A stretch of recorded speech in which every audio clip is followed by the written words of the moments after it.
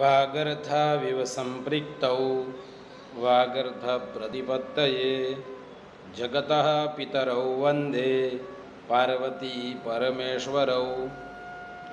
नमो नमः छात्र मित्राणी।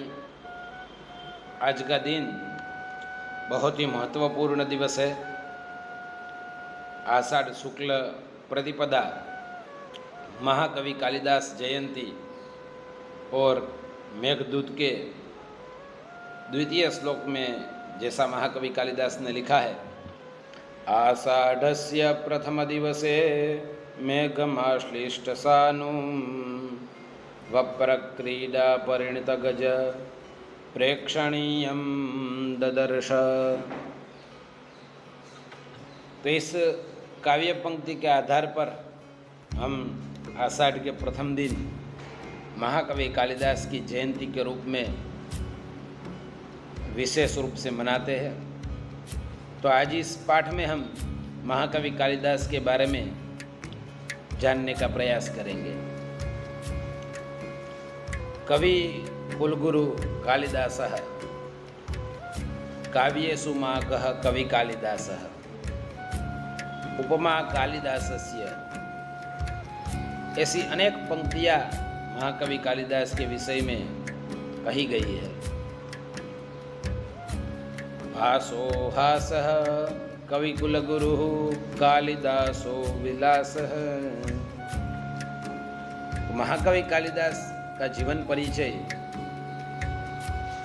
जिसके विषय में जानना बहुत जरूरी है, क्योंकि संस्कृत साहित्य को कालिदास ने एक ऊंची और नई पहचान दी है। लेकिन दुर्भाग्यवश हमें कालिदास के विषय में यथा तथ्य इतिवृत्त प्राप्त नहीं होता है। ये तो ही कालिदास जी ने स्वयं अपने विषय में कहीं कुछ लिखा नहीं है, इसलिए उनके विषय में हम उनके ग्रंथों और अन्य साहित्यों से अनुमान ही लगा सकते हैं। इसलिए कालिदास इस नाम के साथ अनेक सारी किंवदंतियाँ भी जुड़ी हुई है और संस्कृत साहित्य में आगे चलकर कालिदास एक उपाधि हो गया, नाम नहीं। क्योंकि जो भी विद्वान होता उसको हम कालिदास कह देते। इस प्रकार का एक ट्रेडमार्क बन गए कालिदास, ब्रांड बन गए। तो महाकवि कालिदास, जिनके जीवन में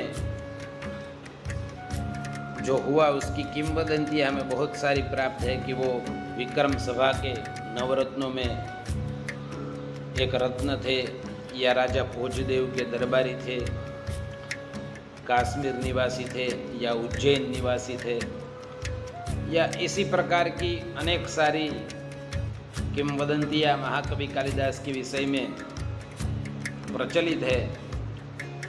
कोई उनको प्रथम शताब्दी का मानता है, तो कोई उनको चौथी शताब्दी का मानता है, तो कोई कालिदास को मगध राजा के प्रतापी व्यक्तित्व चित्रण करने के कारण महाराजा का वर्णन कालिदास ने कुछ काल्पनिक किया नहीं हो सकता, इस प्रकार से उनको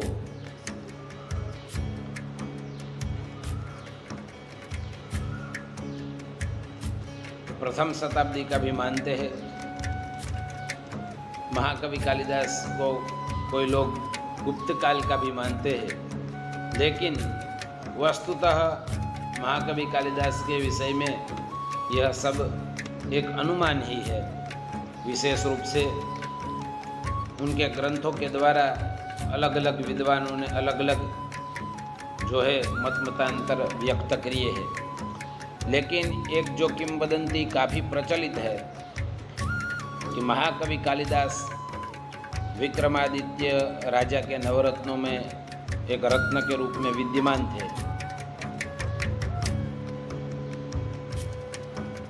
ये ब्राह्मण कुल के थे और ये कहाँ के निवासी थे, इसके बारे में भी दाक्षिणात्य पंडित कहते हैं कि ये दक्षिण के थे, कश्मीर निवासी कहते थे कि ये कश्मीरी है।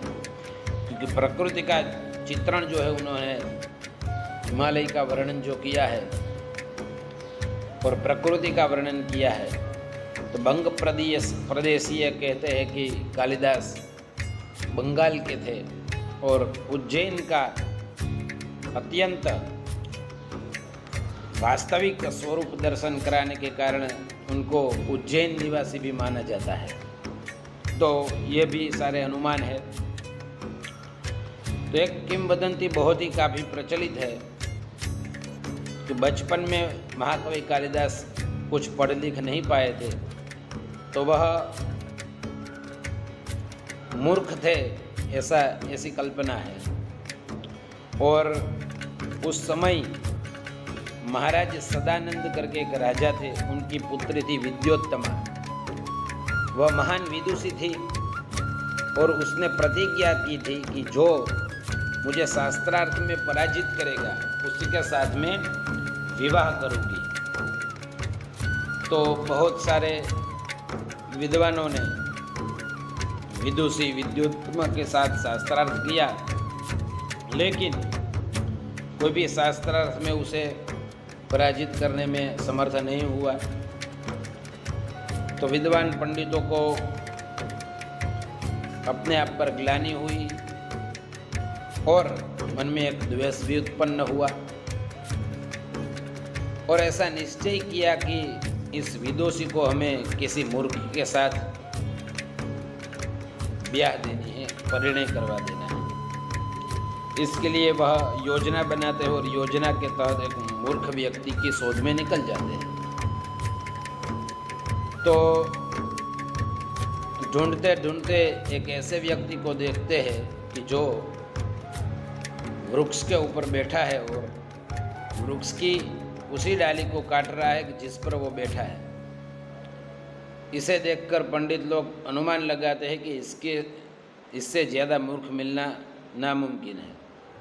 ये तो महानतम मूर्ख है, जिस डाल पर बैठा है उसी डाल को काट रहा है।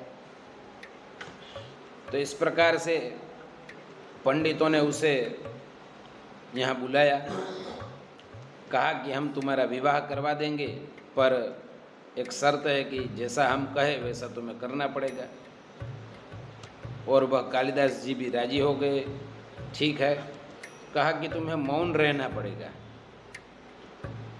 और इशारों में बात करनी पड़ेगी। कालिदास जी ने कहा ठीक।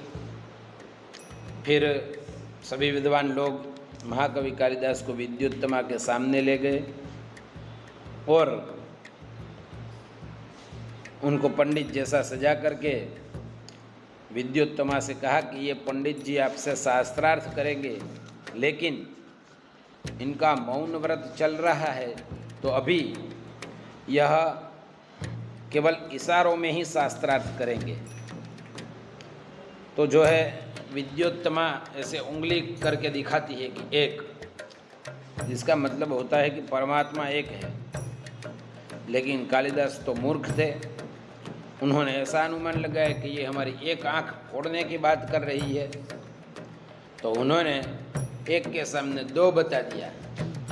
परमात्मा एक है लेकिन दो भागों में विभक्त है, जीवात्मा परमात्मा चेती, जीवात्मा और परमात्मा। इस प्रकार से विद्वानों ने दो उंगलियों का अर्थ इस प्रकार से निकाल करके आत्मा का द्वैविध्य सिद्ध कर दिया। लेकिन कालिदास के मन में क्या था कि तुमने मेरी एक आंख फोड़ी, मैं तुम्हारी दो आंख फोड़ूंगा। लेकिन उनको तो केवल इशारा करना था और बाकी सब पंडितों ने संभाल ली बाजी। फिर जो है विद्योत्तमा जो है वह इसे अपना पंजा दिखाती है, 5 तत्व है इस प्रकार से। तो कालिदास जी समझते हैं कि ये मुझे चाटा मारना चाहती है, तो वह पंजा दिखाते हैं। तो कालिदास जी भी अपनी मुष्टिका दिखा देते हैं। विद्योत्तमा 5 तत्व के बारे में बात कर रही होती है, लेकिन कालिदास जी कहते हैं कि 5 तत्व तो ठीक है, लेकिन जब 5 तत्व मिलते हैं तब वह मानव शरीर बनता है या कोई भी प्राणी का शरीर निर्मित होता है।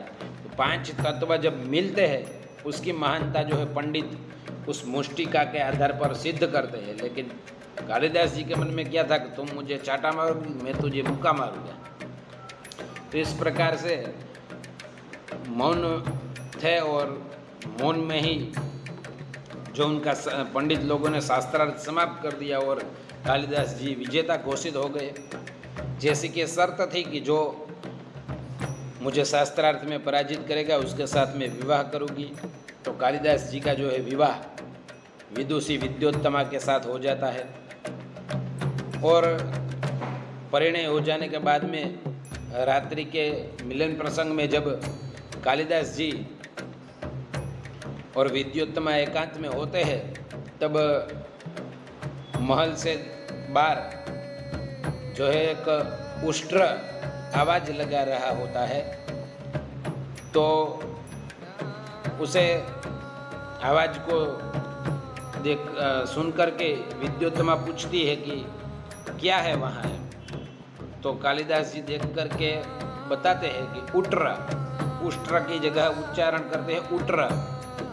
उष्ट्र भी वो बोल नहीं पा रहे होते, उट्र ऐसा करते हैं। बार बार जो है वह पूछती है विद्योत्तमा, लेकिन वह उष्ट्र ऐसा बोलने में समर्थ नहीं हो पाते और विद्योत्तमा को तो तुरंत ही पता चल जाता है कि यह तो महानतम मूर्ख है। पंडित लोगों ने मेरे साथ मिलकर के छल किया है विद्वानों ने। तो इस प्रकार से अपने आप को ठगा हुआ जान करके वह रात को ही कालिदास को घर से निकाल देती है और कहती है कि जब आप विद्वान बन जाएंगे तभी मेरे पास आना, अन्यथा मेरे पास आपके लिए कोई जगह नहीं है। जैसे अपमानित करके कालिदास को वह निकाल देती है। तो कालिदास जी अपना अपमान सहन न करने पर वह जो है विद्योपार्जन में लग जाते हैं। उसके लिए भगवती काली की उपासना करते हैं। महाकाली देवी की उपासना करने पर भगवती प्रसन्न होती है और उनको सर्व विद्या प्रदान करती है। तो महाकवि कालिदास में ईश्वरीय कृपा से, भगवती काली की कृपा से विद्याएं सब आ जाती है और जो है कालिदास विद्वान बन जाते हैं और विद्वान बन के वह अपने घर की ओर प्रस्थान करते हैं। घर पे आकर के जो दरवाजा बंद होता है, इसलिए संस्कृत में कहते हैं कि दरवाजा खोलो। अनावृत्त कपाटम देहि द्वारम, अनावृत्त कपाटम देहि द्वारम।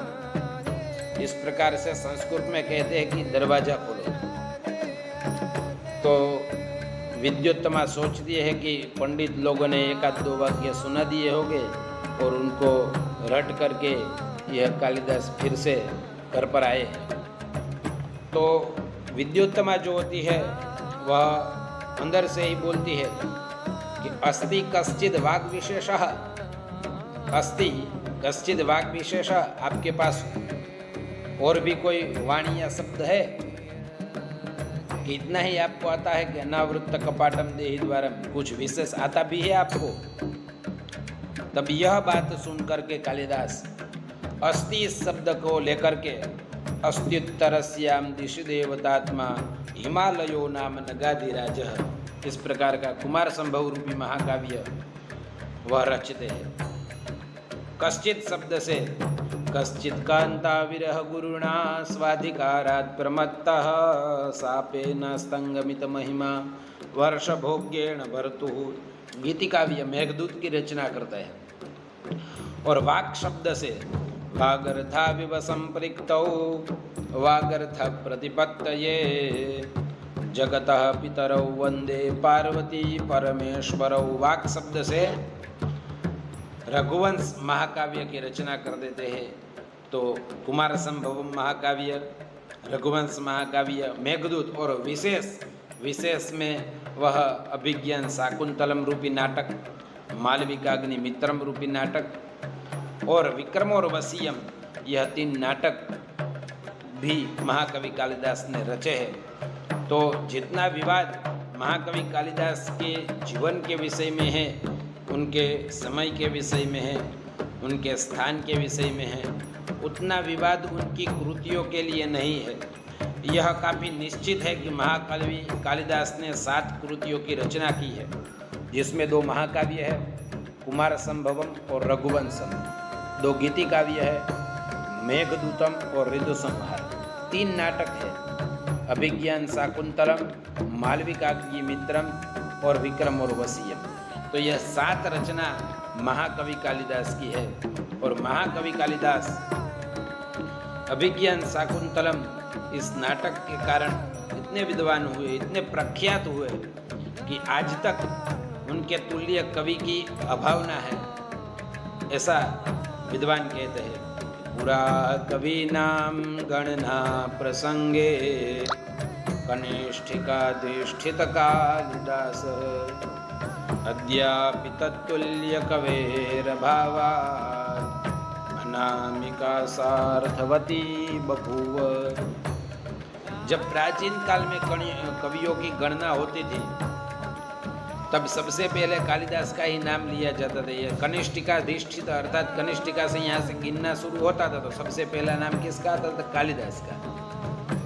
कवियों की गणना होती, सबसे पहले कालिदास का नाम लिया जाता। अद्यापि आज भी उनके तुल्य कवियों के अभाव में अनामिका सार्थवती बभू, अर्थात कालिदास को कनिष्ठिका के बाद आती है अनामिका। अनामिका में जाने में उनका इतना ही पांडित्य और विद्वत्ता उतनी है कि आज भी कवियों की गिनती आती है, तब कालिदास कनिष्ठिका में ही उनकी गिनती हो जाती है कि सबसे पहले हम कवियों का स्मरण करेंगे तो कालिदास का ही करेंगे।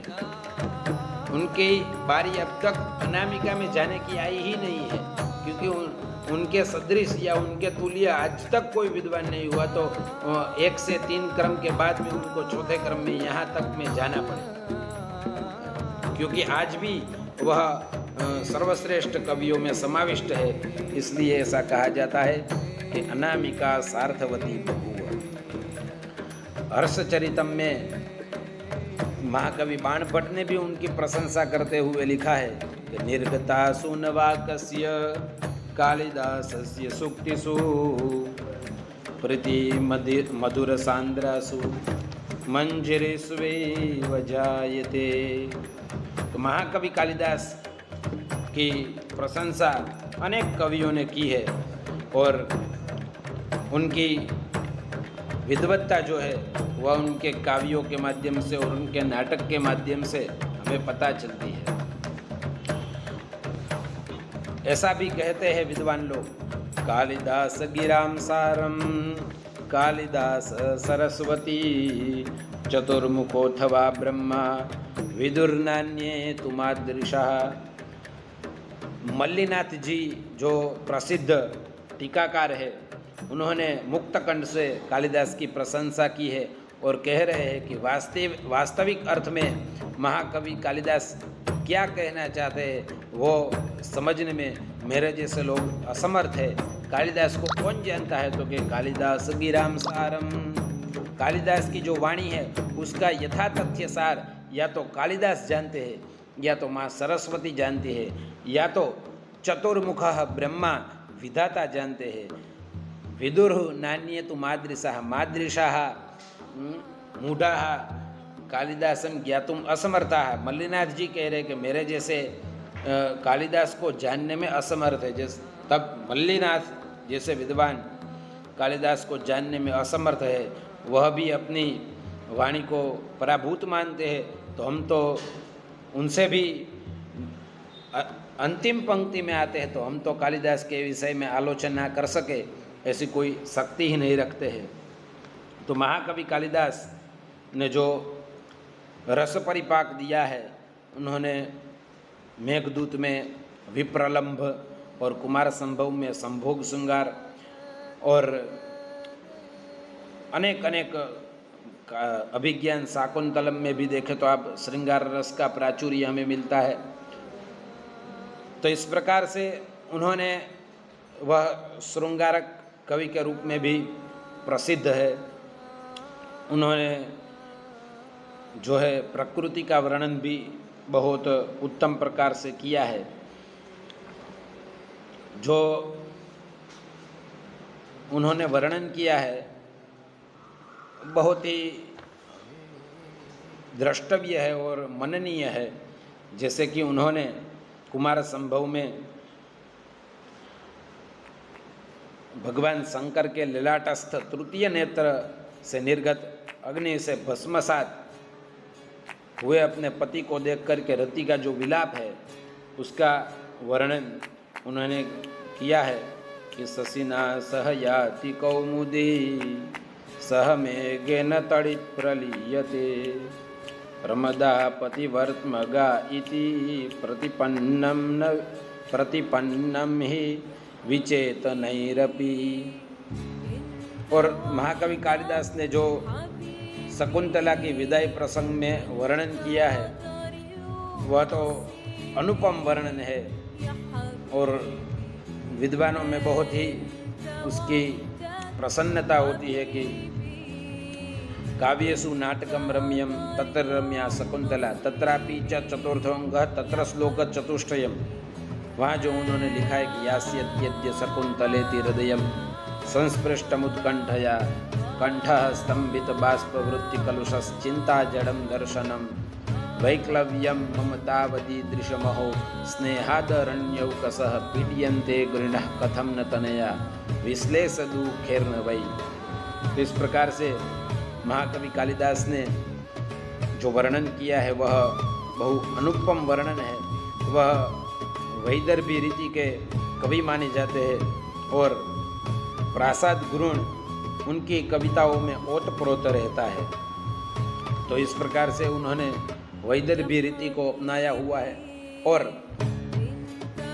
एक तो काफ़ी प्रसिद्ध पंक्ति है हमारे यहाँ, उपमा कालिदासस्य भारवेरर्थ गौरवम् दंडिनः पदलालित्यं माघे सन्ति त्रयोगुणम्। तो महाकवि कालिदास की जो उपमा है वह उपमा देने में काफ़ी सिद्ध हस्त कवि है और बहुत ही अच्छी उपमाएं उन्होंने अपने काव्यों में नाटकों में दी है। जैसे कि जब इंदुमती का स्वयंवर होता है तब राजाओं के बीच में इंदुमती जाती है और उसके हाथ में हार होता है और जब जिस राजाओं के पास जाती है और उनको देख करके वह जब आगे बढ़ जाती है तब वे राजा कैसे दिखते हैं तो दीप शिखा के द्वारा छोड़े गए महलों के समान प्रतीत होते हैं। तो इस प्रकार की उपमा उन्होंने वहाँ दी है कि वहाँ निराश राजाओं के विषण्णता खेद जो है वह अभिव्यक्त उन्होंने की है और बहुत ही सुंदर ढंग से वहाँ उपमा दी है। वह श्लोक इस प्रकार से संचारिणी दीप शिखैव रात्रि यम यम व्यतीयाय पतिं वरासा नरेंद्र मार्गाट इव प्रपेदे निर्वर्ण भावं ससभूमिपालः। अर्थात इंदुमती की जो उपमा है यहाँ दीप शिखा के शब्द से दी गई है और राजाओं की उपमा पुल्लिंग अट्ट शब्द से है। अर्थात इस उपमा के कारण महाकवि कालिदास को दीप शिखा कालिदास ऐसा भी कहा जाने लगा था। और जब रघुवंश में महाकवि कालिदास ने वर्णन किया है कि राजा दिलीप जो है नंदिनी गाय को चराने जाते हैं, चराने शाम को वापस आते हैं। तो शाम को जब वापस आते हैं तो आगे आगे नंदिनी गाय होती है, पीछे महाराज दिलीप होते हैं और उनकी जो पत्नी थी सुदक्षिणा राजा दिलीप की, वह आश्रम के पास जो है उनके स्वागत के लिए प्रतीक्षा करती हुई थी। तो उन्होंने वहाँ राजा दिलीप और सुदक्षिणा के बीच में जो नंदिनी है उसका वर्णन और उपमा दे करके कालिदास जी कहते हैं कि दीन क्षपा मध्य गतैव संध्या। ये नंदिनी जो है संध्या के जैसी प्रतिभातीत होती है। दिन और रात्रि के बीच में यह संध्या के समान नंदिनी जो है प्रतिभाती है, दिखाई देती है। तो उसका पुरस्कृता वर्तमनि पार्थिवेन प्रत्युद्गता पार्थिव धर्म पत्न्या तदंतरे सा वीरराज धेनुर दिन क्षपा मध्य गतैव संध्या। तो इस प्रकार से राजा की उपमा दिन के साथ दी, सुदक्षिणा की उपमा रात्रि के साथ दी, और नंदिनी की उपमा जो है वह लाल संध्या के साथ दी गई। तो इस प्रकार का अनुपम वर्णन, अनुपम सिद्धहस्त उपमा के लिए कवि कालिदास जी थे। और सबसे पहला ही यदि श्लोक देखे, वागर्थाविव संपृक्तो वागर्थ प्रतिपत्ते जगतः पितरो वंदे पार्वती परमेश्वरो। वागर्थौ इव संपृक्तौ, वागर्थ प्रतिपत्ते जगतः पितरो, पार्वती और परमेश्वर की जो उपमा है वाक और अर्थ के समान दी गई है यहाँ। तो इस प्रकार से महाकवि कालिदास की उपमा तो अत्यंत प्रसिद्ध है, और उसके बारे में जितनी बात की जाए उतनी कम है। महाकवि कालिदास ने जो वास्तविक प्रकृति चित्रण और वास्तविक आश्रम का वर्णन हो या किसी भी चीज़ का वर्णन हो, इतना वास्तविक ढंग से किया है। उज्जैनी का वर्णन हो मेघदूत में, या आश्रम का वर्णन हो अभिज्ञान शाकुंतलम में, तो वह इतना ऋतुसंहार में प्रकृति का वर्णन हो, तो वह इतना वास्तविक वर्णन किया है कि हमारे सामने वह चित्र दृश्यमान हो जाता है। बहुत ही उत्तम प्रकार से उन्होंने वह वर्णन किया है। तो ऐसे कालिदास का, इससे जो कालिदास का जो है प्रकृति प्रेम वह हमें दिखाई देता है। जैसे कि शुद्धांत दुर्लभमिदं वपुः आश्रमवासिनो यदि जनस्य दूरीकृता खलु गुणैरुद्यानलता वनलताभिः। तो यहाँ उपमा के साथ महाकवि कालिदास ने कृत्रिम वर्णन किया हुआ है। महिला के लिए यहाँ आश्रमवासिनी बालिकाओं में वनलता, और जो आश्रमवासी जो है वह वनलता के समान महिला होती है, और जो अन्य महिलाएं होती है प्राकृतिक वातावरण में, ये जो वनलता मानी प्राकृतिक वातावरण में वह पली बड़ी होती है। और जो हम अपने घर पे या अपने शहर में या महल में जो लताएं होती है वह मानो वह उद्यान लता होती है, जिसका बहुत अच्छी तरह से ख्याल रखा जाता है। ऐसी उद्यान लता ने उद्यान लता को मात दे दिया वनलता ने, अर्थात जिसको बहुत अच्छे ढंग से पाला गया है, उसको खाद डाला गया है, ऐसी उद्यान लता जिसका क्रमिक विकास में भी ध्यान रखा गया है। लेकिन वनलता को वो सब कुछ मिला नहीं है, फिर भी जो है वनलता वह काफ़ी सुंदर दिखती है उद्यान लता से। तो उद्यान लता मानी जो शहरों में पली बड़ी, वैसी महिलाओं को यहाँ उद्यान लता की उपमा दी गई है। और जो गांव में यानी इस प्रकार के आश्रम में, अरण्य में जो पली बढ़ी गई, वैसी महिलाओं को वनलता की उपमा यहाँ महाकवि कालिदास ने दी है। तो इस प्रकार से बहुत ही सुंदर ढंग की उपमा और बहुत ही सुंदर ढंग का वर्णन महाकवि कालिदास के विषय में हमें मिलता है। तो बहुत ही विशद वर्णन महाकवि कालिदास का है। उन्होंने ही कहा है कि तीर्षुदुस्तरम महादुड़ुपेनास्मि सागरम। तो मैं भी कालिदास जैसे महान व्यक्तित्व को मापने में समर्थ नहीं हूँ, फिर भी यथाशक्ति प्रयास किया है। और आप सब विद्वत जनों, सुज्ञ जनों को जो अच्छा लगे उसका ग्रहण करें, और जो त्याज्य है उसका त्याग करें। और कुछ हमें भी बताने योग्य है तो आप कमेंट के माध्यम से बताएं और हमारा भी मार्गदर्शन करें, अन्यथा आप सब आनंद लीजिए। अस्तु तावत्। ओम।